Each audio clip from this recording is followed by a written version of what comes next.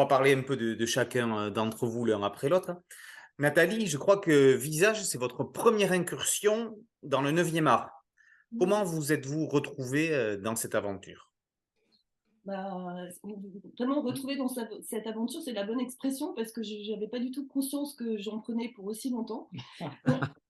En fait, j'ai rencontré Miaul, on a été amenés à travailler ensemble sur un spot pour les chiens guides d'aveugles et donc à travailler sur le découpage du spot. Bon, à savoir que il fallait être très concis, il y avait Ouais, un travail de découpage très minutieux à faire.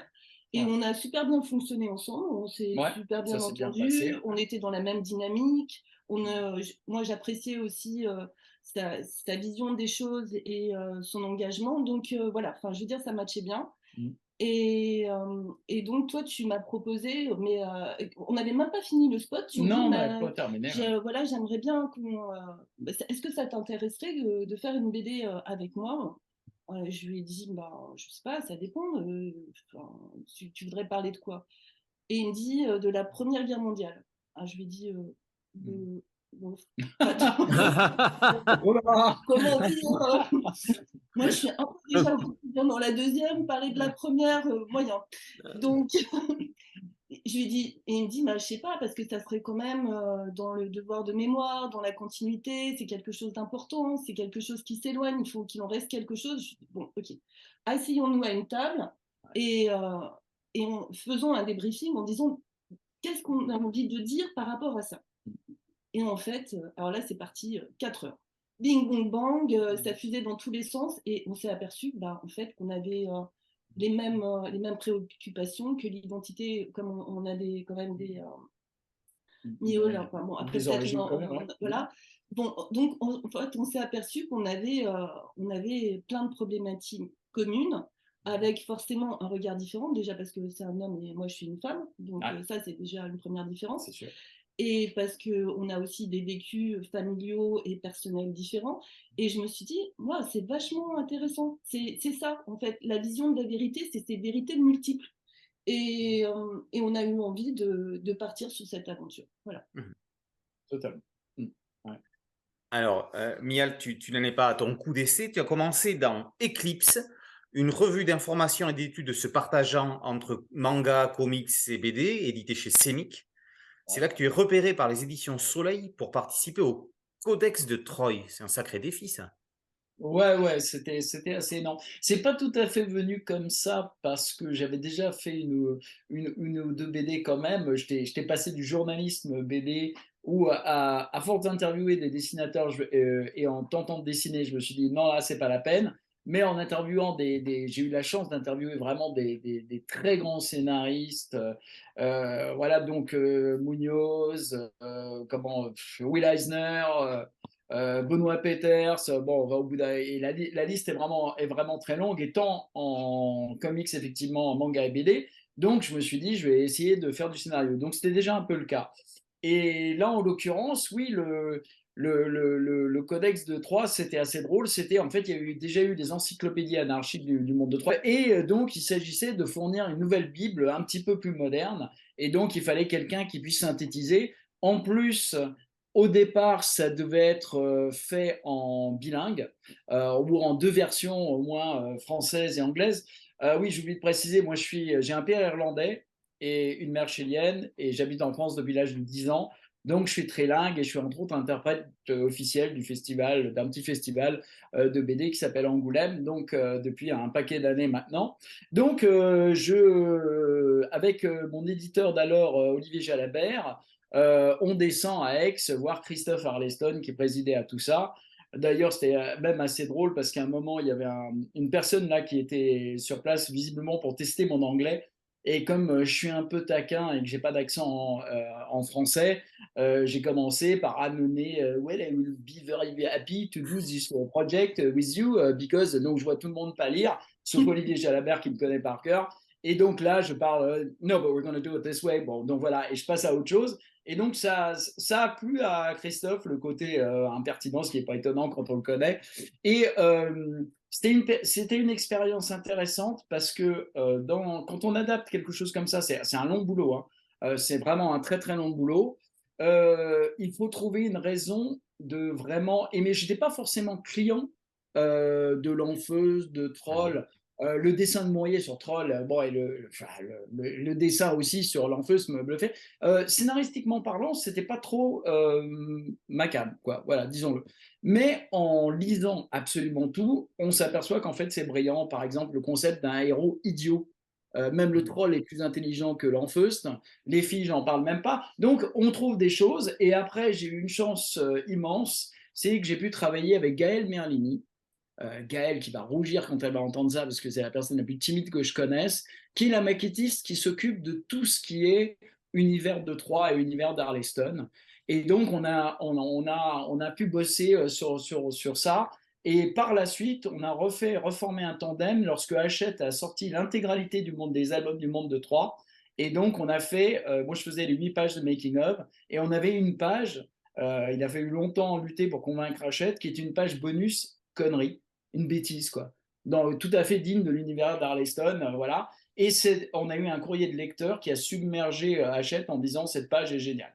Voilà. Et c'est en gros à Gaël que je le dois, donc voilà, je l'embrasse au passage. Ensuite, tu participes à plusieurs collectifs. Tu Ouais, adaptes un roman d'Agatha Christie, puis ouais. tu t'intéresses à l'histoire corse et l'histoire irlandaise avec Libérame. Cette série Mhm. racontait déjà des parcours croisés en période de conflit. C'est exact. Ouais, ouais, ouais, ouais. Il y avait déjà un croisement. Parfois, comment dire, la narration linéaire peut très bien servir, ça dépend du projet, peut très bien servir certains albums.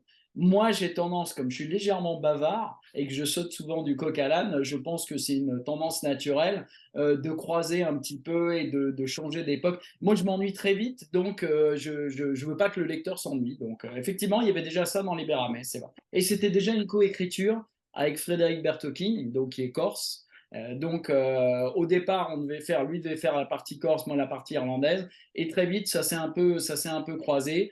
Donc c'était très intéressant avec Michel Espinoza au dessin et Pascal Nino à la couleur. Voilà. Alors, très récemment, on te Ah, retrouve au générique de Un crime parfait, un ouvrage que j'ai chroniqué en ouais. disant encore un collectif sur le crime? Non, enfin un collectif sur le crime. Comment t'es-tu retrouvé au milieu d'auteurs aussi prestigieux, Ah oui. Farage, Chaboutet, Demeter, Gess, Guérino et d'autres? Ouais, ils sont pas mal, ouais. Non, non, c'est vrai, c'était une grosse passion. Je m'y suis retrouvé parce que Éric Derian, qui est l'éditeur de ce beau recueil, il se pourrait qu'il y en ait un deuxième, d'ailleurs, Ah. possible presse-coupe, en fait, a contacté quelqu'un que j'adore et que je connais depuis très longtemps. On parle espagnol ensemble, puisqu'il est mexicain, c'est Tony Sandoval. Et il a dit à Tony, ouais, il faudrait vraiment que tu me fasses une histoire là-dedans. Et Tony, à cette époque-là, était très, très occupé. Donc, ils se sont mis d'accord sur 6 planches. Il a dit, ah, 6 planches, c'est pas évident à faire. Avec qui tu veux le faire? Et là, il dit, ouais, bah, appelle l'Irlandais fou, on va le faire ensemble, quoi. Donc, voilà. Ça s'est passé comme ça. Et c'était très agréable parce que j'adore ce que fait Tony. Voilà, je suis hyper fan. Bah, tu lui as Euh, écrit une histoire sur mesure. ah, complètement, complètement. Ouais, ouais, ouais, c'est vrai, c'est vrai. C'est vrai, il s'est éclaté d'ailleurs il y a une petite partie crayonnée, voilà, où c'est du crayonné poussé au lieu de l'ancrage. C'est là qu'il s'est amusé le plus. Oui, oui, je lui écris sur mesure.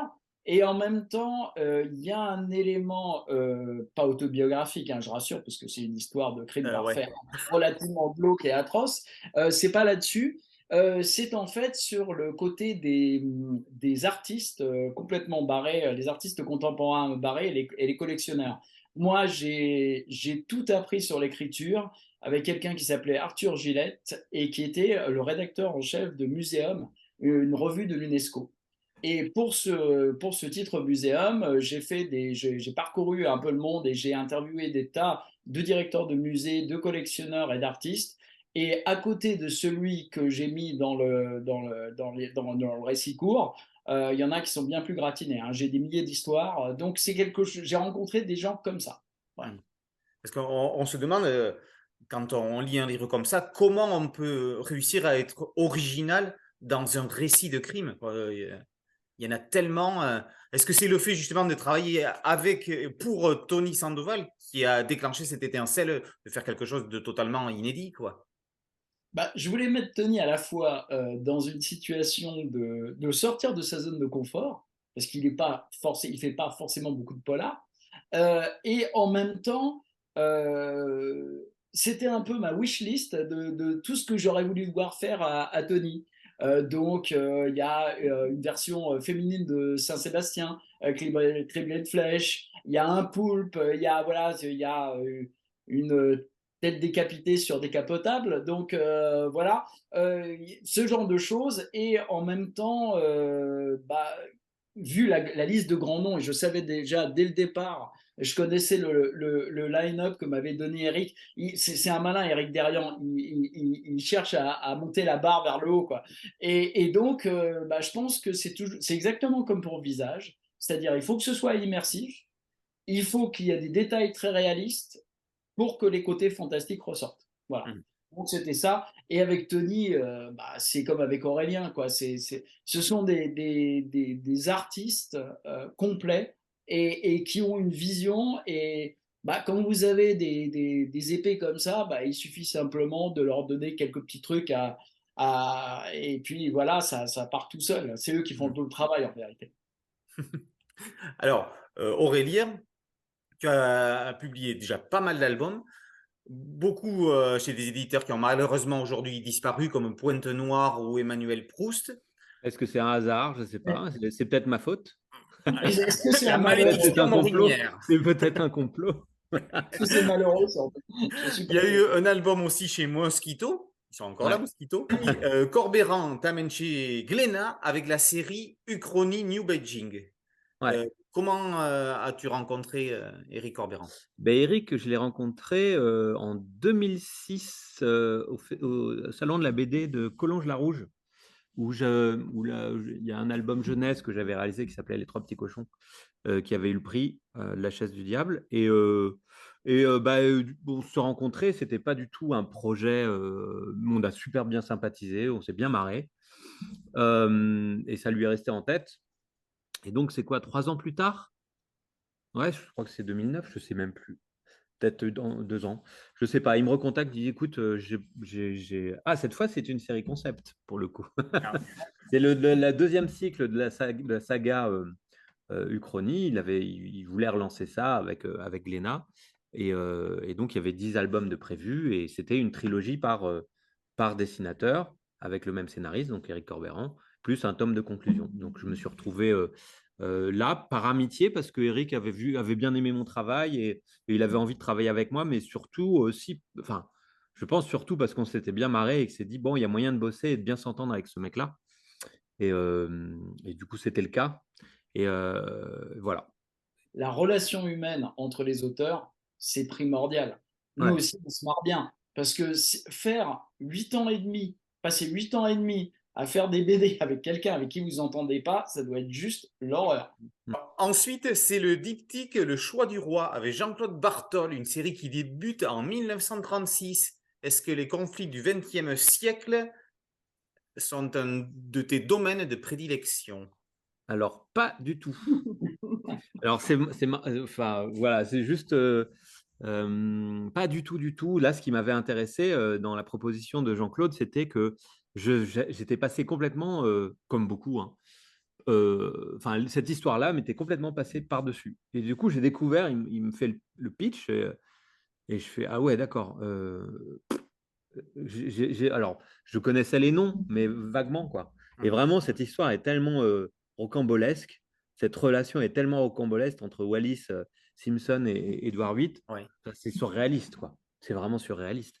Et du coup, je me suis dit, allez, j'y vais, moi je vais apprendre des choses, ça me permet voilà, de me plonger dans un univers qui n'est pas le mien. Moi, j'ai besoin de me mettre un peu en danger aussi, de découvrir.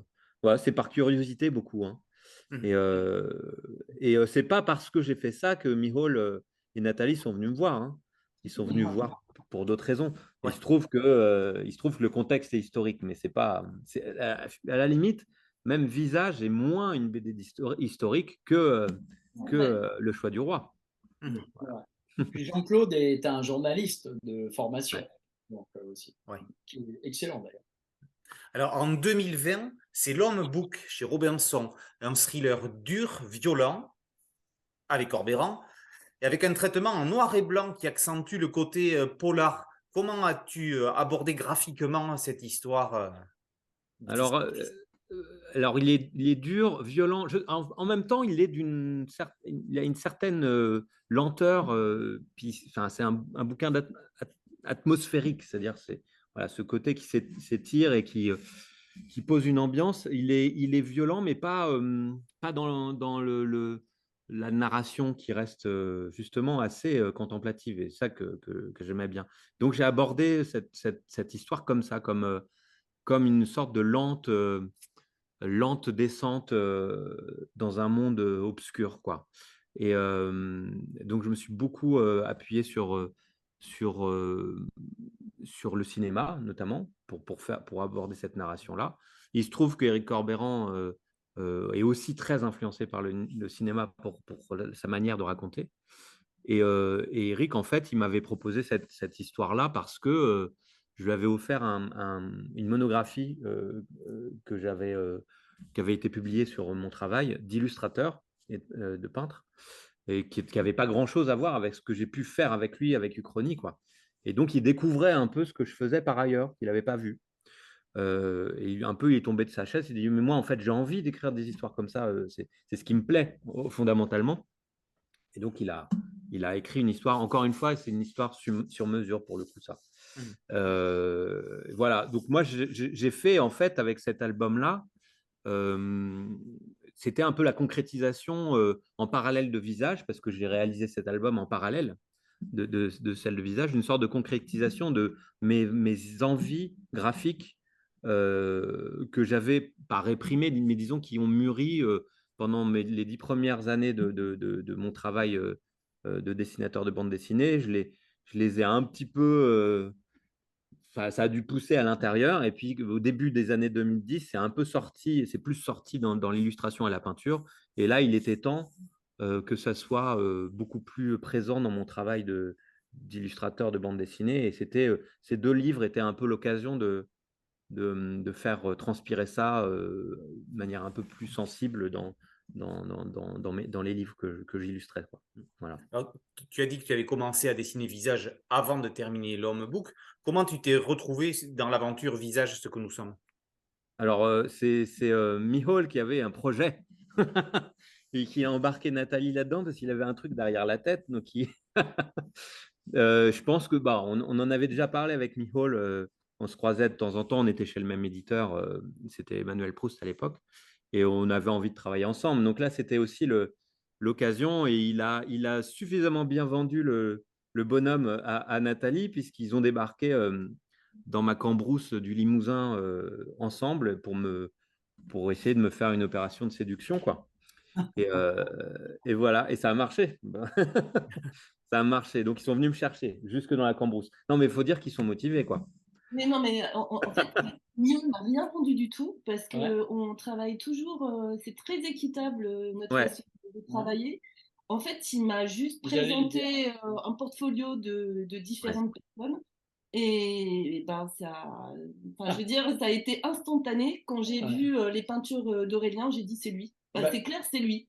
comme, C'est comme, évident. ouais, comme Éric Corbeyran, il a vu la même chose que nous, en fait. C'est-à-dire Ouais. que moi, je connaissais le travail de peintre d'Aurel, et même si j'ai aligné, et puis j'ai proposé des gens déjà qui sont des copains Non, mais que j'adore, c'était très bien. C'était pas la mais question. ils sont super, mais j'espérais qu'elle allait choisir Mais parce que Aurélien. c'était l'âme de la BD. C'était clair, c'était lui. Je savais C'était qu'il y une avait que évidence. qui Ouais, pouvait transposer ce qu'on voulait dire. ouais, ouais. T'as pas fait comme ce qu'on fait quand on a 3 projets à présenter. Il y en a un, on sait que c'est le bon, et t'en proposes 2 autres qui sont un peu pourris pour être sûr que ce soit celui Il qui y en avait soit 5. choisi. Il y en avait 5. Et ils n'étaient pas pour rien. Mais Aucun. non, c'est pour ça, je dis merde. Non, au contraire, ce n'était que des cadors. Ouais. Mais donc parce que je pouvais pas, évidemment, il fallait pas que ce soit trop évident ce que j'essayais de faire voilà, de mettre C'est pour ça que je Aurélien disais qu'il avait un truc derrière la tête. avec des secondes mains derrière. Non, oui, j'avais un truc derrière la tête, mais si Nathalie avait choisi, je sais pas, Philippe Xavier, Rodan Toulouat, voilà, Ouais, oui, ça. notre copain Stéphane Perger, qu'on adore tous les deux et qui était un tueur, j'aurais été bien embêté. Mais dès qu'elle a vu l'étoile, c'était évident. Mais il faut dire quand même qu'il y a un truc pour moi enfin, j'ai un lien avec le travail d'Aurélien particulier, c'est que je suis de formation, j'ai fait de l'illustration et de la gravure, donc je dessine moi-même, enfin, ou plutôt je dessinais moi-même. Donc si vous voulez, j'ai une lecture du dessin aussi très, comment dire, de l'intérieur, oui, voilà, viscérale. Donc, j'ai vu des choses dans le dessin d'Aurélien qui résonnaient en moi. Et voilà, ça ne s'explique pas. Il y a des choses C'est qu'on pas voit. c'est pas une question technique, en fait. C'était plutôt une question sensible. Et alors, est-ce que c'est pas difficile après aux autres de leur dire non? Oh, moi, j'ai proposé à Nathalie tous ces dessinateurs. Je n'ai pas proposé le dessinateur. Pour moi, il y avait qu'Aurélien. Et pour Nathalie, très vite, de toute façon, elle a regardé, hein, elle a trouvé ça beau, etc. En plus, elle a rencontré Ronan qu'elle aime bien, donc c'est pas une question non plus d'individu, voilà, simplement de sympathie. Mais dès qu'elle a vu les tableaux d'Aurélien, de toute façon, elle a pris le bouquin, elle a feuilleté page par page. Et donc, je me disais, ah bah ça y est, c'est bon, pas la peine. Mais effectivement, on ne s'impose rien. Voilà. C'était à elle de choisir. Elle l'a fait. J'étais heureux du choix. Mais par ailleurs, ils sont arrivés, ils ne m'avaient pas parlé du projet. C'est-à-dire que Mihol me contacte, il me dit, bon, j'ai un truc à te proposer, on vient de voir quand est-ce que tu es dispo. Bah, cool, bah, ouais, venez, enfin, venez. Moi, j'ai prévu d'aller me baigner au lac telle date, vous prenez vos maillots de bain, on se fait un pique-nique. Voilà. Ça s'est passé comme ça. C'est mon style de crawl qui l'a convaincu. C'est ça. Alors, revenons à l'actualité. Le maillot de bain que tu as laissé chez moi, il est toujours ici, hein, d'ailleurs. Tu sais. Revenons à l'actualité de Visage, ce que nous sommes. Il y a une exposition qui accompagne la série. Où peut-on la voir? En fait, il y en a deux, enfin presque deux. Il y a l'exposition au Goethe-Institut qui a démarré le 16 janvier, qui devait finir le 11 mars, mais qui est prolongée, on le sait depuis hier, jusqu'au 11 avril. Forte de son succès. C'est super, on est absolument ravis.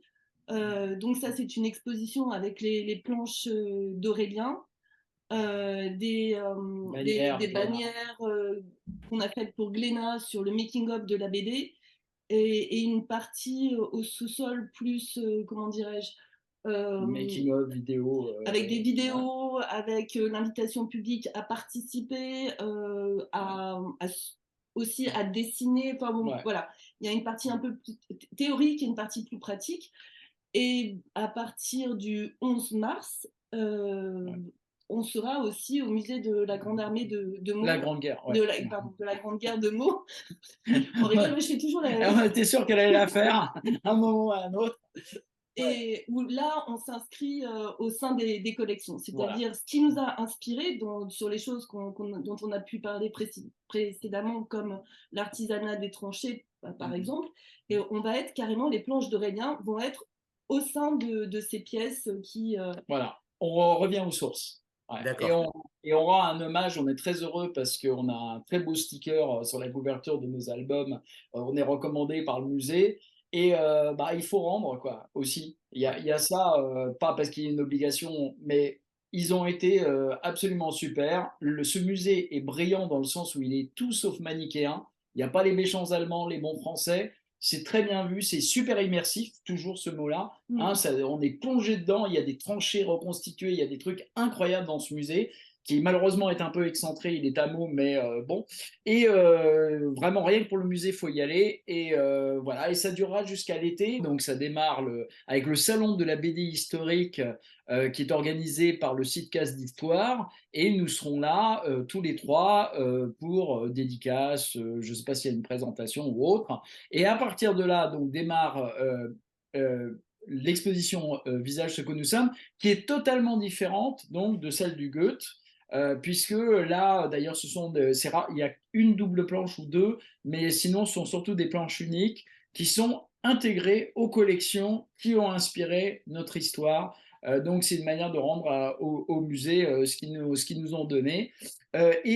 Pour la fête de la musique, donc Aurélien, qui a l'habitude de travailler avec un camarade, il va peut-être mieux en parler que moi, avec un camarade musicien, va faire du live painting sur une thématique concernant visage choisi par le staff du musée de la Grande Guerre, et ça va être en extérieur parce qu'ils ont un super un parvis absolument fabuleux, donc là ça va être divin. Voilà.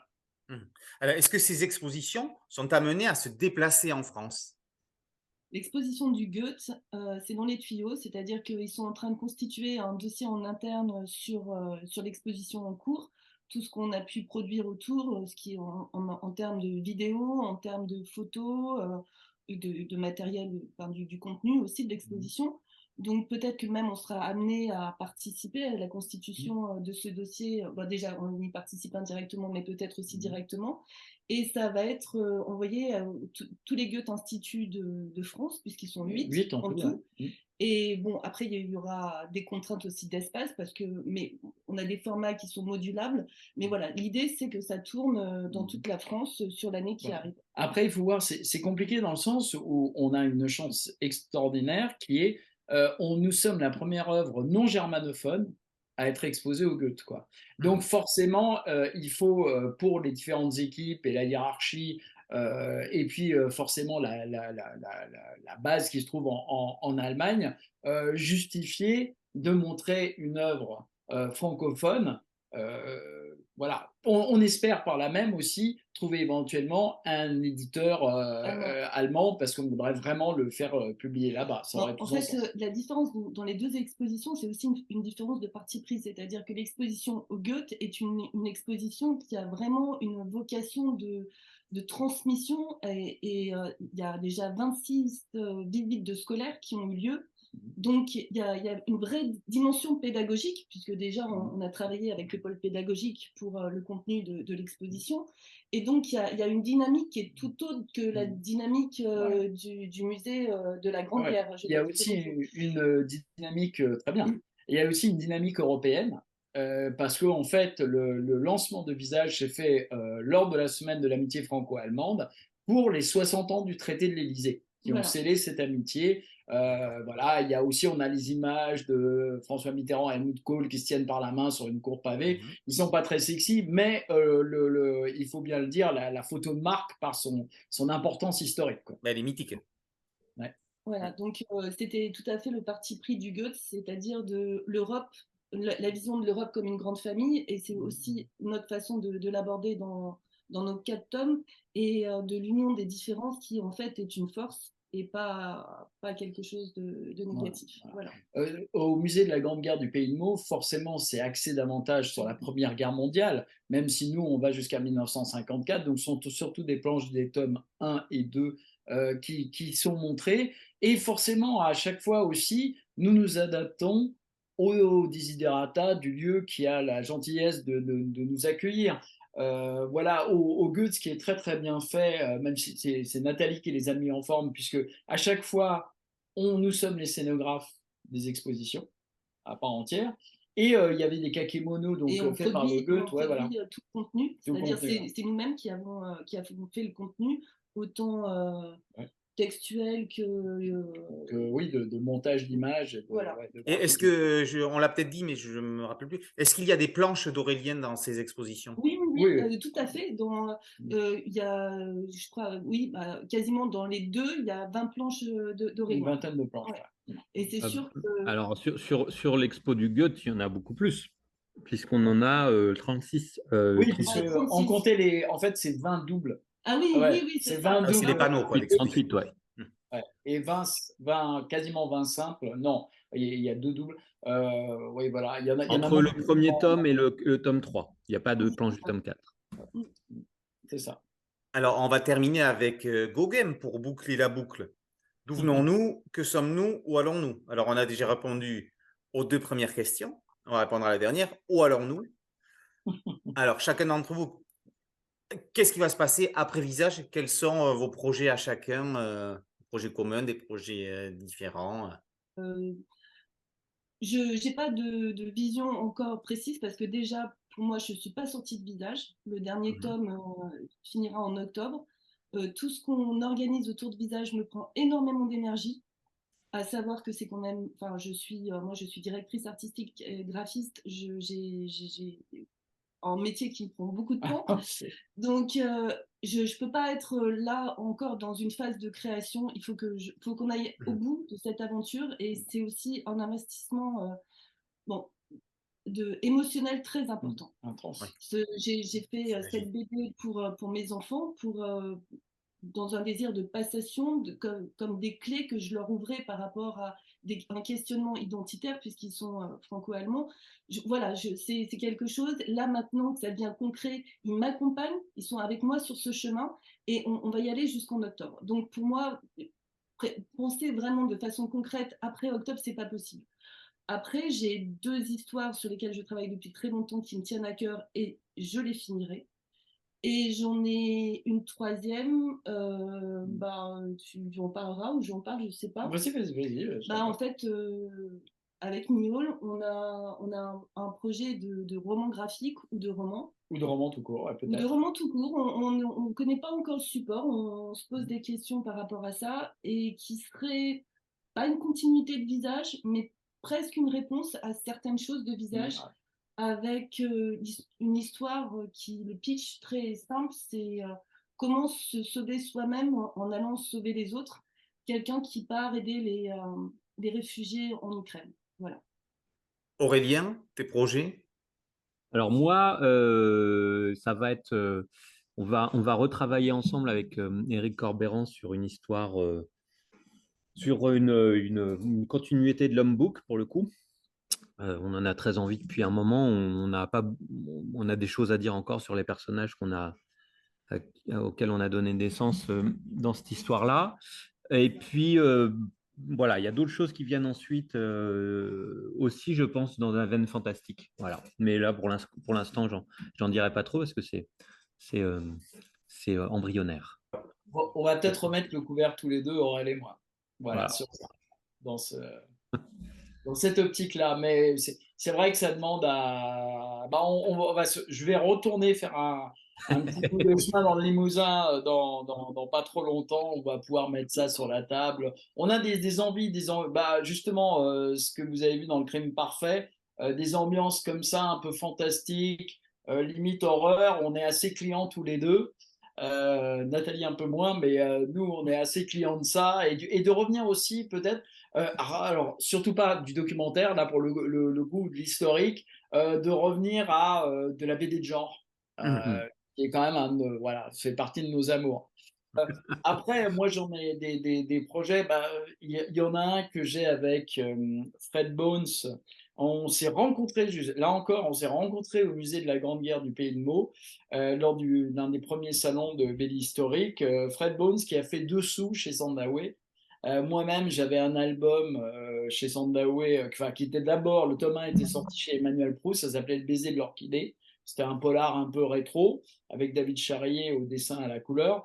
Et ensuite, c'est un peu l'album maudit. Ensuite, il est sorti chez Sandaway. On a eu le temps de le sortir, d'être en finale du prix de Cognac. On l'a pas eu malheureusement. Et on aimerait bien déjà peut-être faire une aventure nouvelle avec des personnages récurrents. Et avec Fred Bones, donc, on a un projet, alors là, qui est complètement barré. Ça s'appellerait Antebellum. Ça risque d'être chez Comics Initiative. Et c'est une histoire de voyage dans le temps, avec toujours des thématiques identitaires. Ça, on ne sort pas de là, hein, mais ça risque d'être assez fun à faire. Et il y a une histoire sur laquelle je travaille avec un dessinateur qui s'appelle Gilles Pascal, qui a fait une petite série qui s'appelle L'Irlandaise. Et on a, ça aussi, c'est peut-être un projet maudit en fait. On a une idée, on avait une envie d'un polar rétro, 70s, avant l'époque des téléphones portables, avant les preuves par ADN et autres.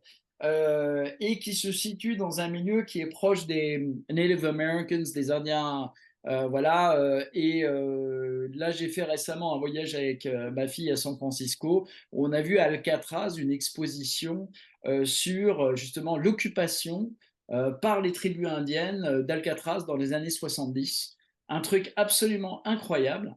Il y a eu des morts, il y a eu, enfin, ça a été un événement extraordinaire. Parce que c'était leur terre, c'est ça? Parce que non, oui, c'était leur terre autrefois, mais surtout parce qu'ils voulaient choisir un lieu symbolique pour revendiquer une prison, l'une des prisons les plus célèbres du monde. Al Capone, il est mort, etc. Et donc, où on voudrait faire quelque chose là-dessus. Je visite l'expo, et là, tout d'un coup, hasard, enfin, moi, je ne crois pas au hasard, hein. Il y a une phrase de Paul Éluard qui dit « Il n'y a pas de hasard, il n'y a que des rendez-vous ». Et moi, ça a été ça toute ma vie. Avec ces deux compères là aussi, c'était le cas. Et là, je rencontre Nazir Mena dans cette expo à San Francisco. Enfin, quelles étaient les chances, quoi. Oui, attaché de Impossible. presse chez Bambou. Chez Bambou et Grand Angle. Donc, je suis en train de... Parce qu'on a présenté ce projet avec Gilles Pascal, on l'a envoyé à plein d'éditeurs, au Lombard, chez Soleil, etc. Et on a eu 14 réponses démentes qui sont: on adore le dessin, on adore le dialogue, on aime bien les couleurs, on aime bien l'ambiance, mais c'est de la BD qu'on lisait nous. Ben, c'est des gens de ma génération à peu près, hein. C'est des BD qu'on lisait nous, de la BD sérielle, de la BD voilà, du polar pur et dur. Et en fait, bah, là, on peut pas tellement se risquer dessus. Il faudrait un élément un peu plus sociétal, parce que c'est la mode un peu du roman graphique avec des préoccupations majeures.